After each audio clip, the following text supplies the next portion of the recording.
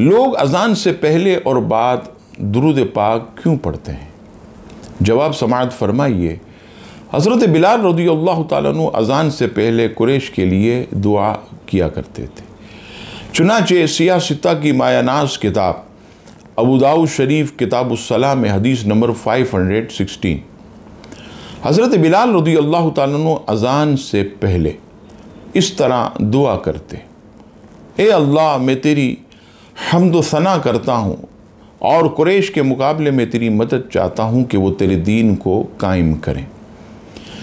رفتہ رفتہ اذان سے پہلے دعا کا سلسلہ چلتا رہا، چنانچہ بالآخر سلطان صلاح الدین ایوبی علیہ الرحمہ 781 سنہ ہجری میں آپ نے اذان سے پہلے درود و سلام کی ابتدا کروائی، اور اسے امت کے بہت بڑے امام اور عالم امام عبد الوہاب شعرانی علیہ الرحمہ اپنی کتاب کشف الغمہ میں نقل فرماتے ہیں۔ آپ فرماتے ہیں کہ جب سلطان صلاح الدین ایوبی کا دور آیا اور جب آپ بلاد عرب میں اسلام کا پرچم آپ نے لہرایا، تو اس وقت آپ نے یہ قانون بنا دیا کہ اب اذان سے پہلے نبی پاک صلی اللہ تعالیٰ علیہ وسلم پر درود و سلام پڑھا جائے گا۔ امت کے 3 بڑے محدثین نے اذان سے پہلے درود و سلام کو جائز لکھا۔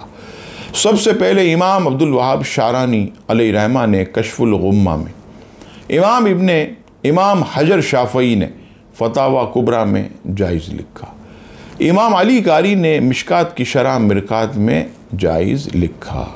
اذان کے بعد درود پاک پڑھنا یہ نبی پاک علیہ السلام کا ہمیں حکم ہے۔